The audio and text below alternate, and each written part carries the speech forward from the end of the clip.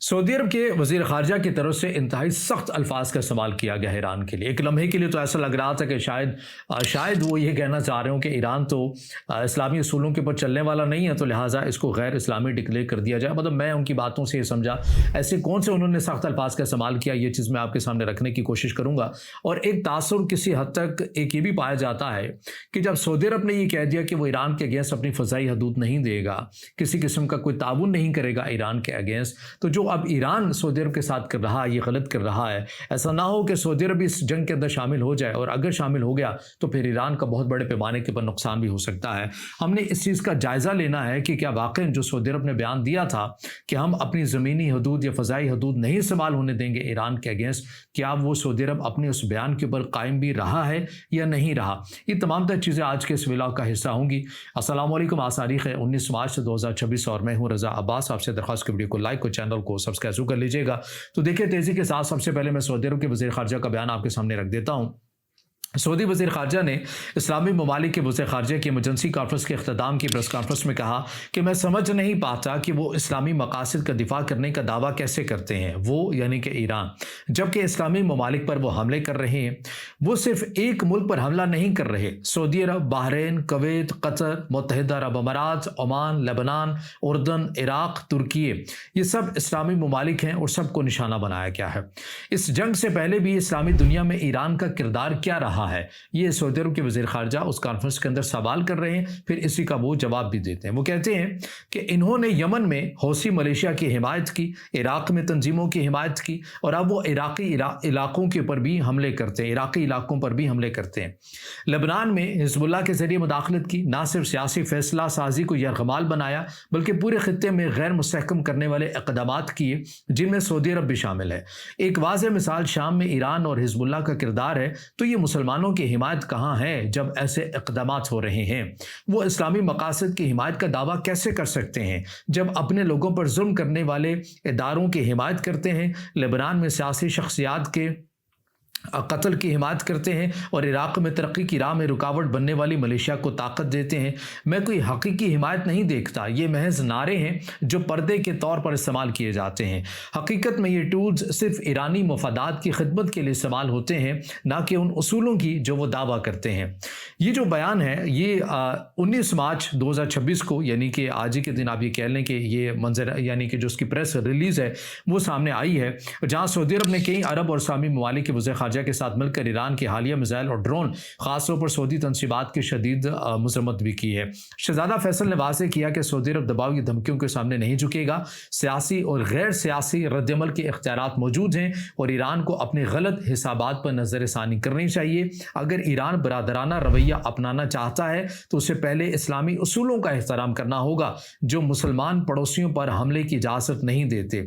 ये जो तनकीद है ये सऊदी अरब के वज़ीर ख़ारजा की तरफ से किया गया। मैं एक बात यहाँ पर करूँ, फिर आगे हम उस बयान का जायज़ा लेंगे कि जो सऊदी अरब की तरफ से कहा गया कि हम अपनी ज़मीनी फ़ज़ाई हदूद ईरान के अगेंस्ट इस्तेमाल नहीं होने देंगे, क्या वो अपने इस बयान के ऊपर कायम भी रहे या नहीं रहे।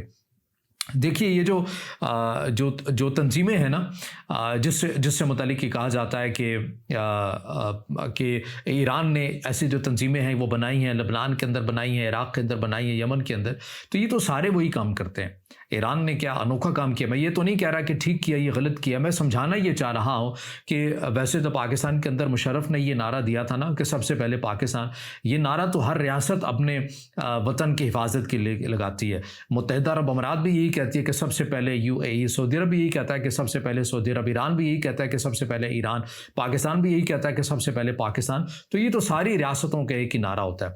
क्या मुत्तहिदा अरब अमारात ने सूडान के अंदर तंजीम नहीं बनाई हुई? वो तंजीम किसके अगेंस्ट लड़ती है? क्या वो आपस में लड़ने वाले मुसलमान नहीं हैं? क्या ये जो यमन के अंदर जो हालिया तनाज़ा हुआ, जो STH नामी जो तंजीम है, ये किसकी तंजीम है? मुत्तहिदा अरब अमारात क्या इसकी पुष्पनाही नहीं करती? ये किसके अगेंस्ट लड़ते हैं? सऊदी अरब की इत्तेहादी तंजीमों के साथ लड़ते हैं। तो सऊदी अरब और मुत्तहिदा अरब अमारात की आपस में जो तंजीमें हैं ये दोनों मुसलमान ही है ना, तो आपस में क्या ये लड़ती हुई नज़र नहीं आती? कौन इसके अंदर मारा जाता है? क्या मुसलमान ही नहीं मारे जाते दोनों साइड के ऊपर? इसी तरह अगर हम अफगानिस्तान साइड के अंदर बात करें तो जब पाकिस्तान ने सोवियत यूनियन के अगेंस्ट लड़ना था तो क्या हमने यहाँ पर अपनी प्रॉक्सी को नहीं उतारा था? क्या पाकिस्तान के वज़ीर दिफा ख्वाजा आसिफ का बयान हालिया पाकिस्तान इंडिया के तनाज़ुर में जो स्काई न्यूज़ को उन्होंने दिया, क्या उन्होंने तस्लीम नहीं किया था कि बिल्कुल हमने अमेरिका और आलमी ताकतों की ईमान के ऊपर ऐसी जो प्रॉक्सीज़ हैं वो बनाई? तो क्या हमने नहीं किया? तो ये जो तमाम तर ममालिक हैं, मैं समझाना ये चाह रहा हूँ कि ऐसा तासुर दिया जाता है कि ईरान ने कोई स्पेसिफिक काम ये किया है। हर मुल्क ये करता है, ना कि मसलक की बुनियाद पर, ना कि मज़हब की बुनियाद के ऊपर। ये हर मुल्क अपने हवाले से करता है, अपनी रियासत की बका के लिए करता है। और ये तकरीबन जो प्रॉक्सीज बनाने वाला काम है, ये मैं एग्जांपल आपके सामने रख चुका हूँ, ये सारों ने वही काम किया है। और क्या अभी भी अपने मुफादात के लिए, क्या यही इनमें से कितने ममालिक हैं, क्या वो इसराइल को तस्लीम नहीं करते हैं या तैयार नहीं बैठे हुए करने के लिए? तो हर मुल्क, हर रियासत अपनी अपनी हिफाजत के लिए, अपनी अपने खारजा अमूर के हवाले से अपनी अपनी चीज़ें बनाती है, उसके मुताबिक वो चलते हुए नजर आती हैं। तो इसके लिए एक मुल्क नहीं है, ये सारे इसके अंदर शामिल हैं। सूडान के अंदर सऊदी अरब की भी तंजीम शामिल है जो मुत्तहिदा अरब अमीरात की तंजीम के अगेंस्ट लड़ती है। इसी तरह यमन के अंदर भी मौजूद है। तो कहने का मकसद ये है कि हर ममालिक जो है वो ऐसी प्रॉक्सीज बनाता है, कोई एक मुल्क अनोखा ये काम नहीं करता। बहरहाल आप इस नुक्ते के ऊपर आ जाइए कि सऊदी अरब क्या अपनी फ़ज़ाई हदूद नहीं दे रहा। ये पिक्चर आप देख रहे होंगे, मैं एक एक करके आपके सामने रखता चलूँ। मुख्तलिफ स्लाइड्स हैं तो एक एक करके हम पहले बात कर लेते हैं। तो सबसे पहले जो ये तस्वीर आई है आपके सामने, आप ये मुलाहिज़ा कर रहे होंगे, ये जो त्यारे के अंदर आपको नज़र आ रहे हैं, ये बेसिकली KC-135R है। ये बेसिकली आप ये कह सकते हैं कि ईंधन देने वाला, फाइटर जेट को सपोर्ट करने वाला है कि जब फाइटर जेट किसी जगह के ऊपर बमबारी कर रहा होता है तो उसको रिफ्यूलिंग तो चाहिए होती है, तो ये जहाज़ जाते हैं और उसको फ़ज़ा के अंदर ही ये देते हैं। अब इस तस्वीर के अंदर जो फ़्लाइट रडार 24 की है, इसके अंदर ये साफ़ और वाज़ेह तौर के ऊपर नज़र आ रहा है कि ये मुमकिन तौर पर प्रिंस सुल्तान एयरबेस से ये रवाना हुआ है और इसकी जो मंजिल है ये शुमाल मशरक़ी समत में खलीज फ़ारस, पर्शियन गल्फ़ की तरफ जा रहा है, जहां ये दूसरे तैयारों को ईंधन फराहम करने के ऊपर मिशन पर है। तो कौन सी जगह इस्तेमाल हुई? सऊदी अरब की एयरबेस से इस्तेमाल हुई। अब ये दूसरी तस्वीर आप ये देख रहे हैं, ये भी वही त्यारा है KC-135R, ठीक है। अब ये 14 मार्च की तस्वीर है। अब ये भी ज़ाहिर है अमेरिका की एयरफोर्स का ये हिस्सा है। इससे मुतालिक ये बताया ये जा रहा है कि ये जो त्यारा है ये रियाज के ऊपर से गुजरते हुए शुमाल की तरफ यानी कुवैत और इराक़ की सरहद के करीबी इलाके की तरफ बढ़ रहा है और ये त्यारा उसी जोन की तरफ जा रहा है जहाँ तल अबीब से आने वाले टैंकर्स भी काम करते हैं। ये एक मरबूत फ़ज़ाई नेटवर्क की अक्कासी करता है जहाँ मुख्तलिफ अड्डों से आने वाले टैंकर्स एक ही इलाके में जमा होकर लड़ाका त्यारों को ईंधन फराहम करते हैं। ये भी जो त्यारा है ये उसी तरह सऊदी अरब से उड़ा और उसी एरिया के अंदर जाकर फाइटर जेट को ईंधन फराहम कर रहा है। सऊदी अरब की फ़ज़ाई हदूद इस्तेमाल हो रही है। अच्छा, एक और जो तस्वीर आप ये देख रहे हैं, तीसरी स्लाइड है, ये भी KC-135R है और इसका रजिस्ट्रेशन नंबर बहरहाल अलग है, 151659 है और ये भी US की एयरफोर्स का हिस्सा है। और ये बेसिकली इसकी जो तफसीलात आ रही हैं, ये त्यारा इस वक्त खलीज फ़ारस पर्शियन गल्फ़ के बस में कतर और मुत्तहिदा अरब अमीरात के साहिलों के करीब परवाज़ करता हुआ आपको नज़र आ रहा है। तो ये भी मुत्तहिदा अरब अमीरात या अरब ममालिक की जो फ़ज़ाई हदूद है अबराल, ये आपको इस्तेमाल होती हुई इसके अंदर नज़र आती है। एक और जो त्यारा है ये EC-3 है अवैक्स, ये बेसिकली जासूसी के लिए पोसाइडन P-8A भी इसके अंदर शामिल है। ये बेसिकली समंदर के ज़ेर निगरानी जो माइंस बिछी हुई है या नहीं बिछी हुई है उनकी निगरानी, उनकी जासूसी के लिए किया जाता है, इस्तेमाल होता है।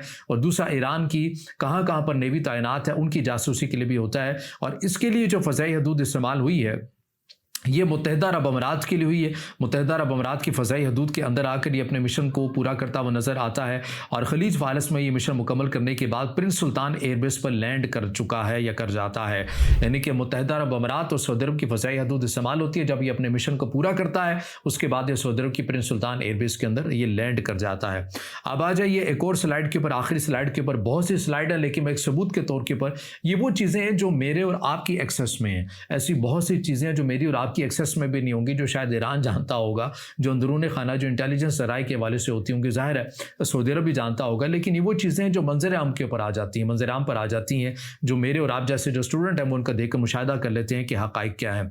ये वो तफसीलात मैं आपके सामने रख रहा हूँ। अब जो आखिरी जो तफसीला उसमें یہ دیکھیے کہ ایک اور یہ امریکن ایئر فورس کا یہ ایک طیارہ ہے جو فیول پرووائڈ کرتا ہے فائٹر جیٹ کو. یہ طیارہ سعودی عرب کے پرنس سلطان ایئر بیس سے روانہ ہوتا ہے اور اس میں جو تصویر آپ کو نظر آ رہی ہے اس کے مطابق یہ دیکھا جا سکتا ہے کہ یہ طیارہ ریاض کے قریب سے گزر کر شمال مشرقی سمت میں پرواز کر رہا تھا اور اس کی حتمی منزل جو بتائی جا رہی ہے وہ ظاہر ہے یہ پرشین گلف والی جانب اس کی منزل بتائی جا رہی ہے.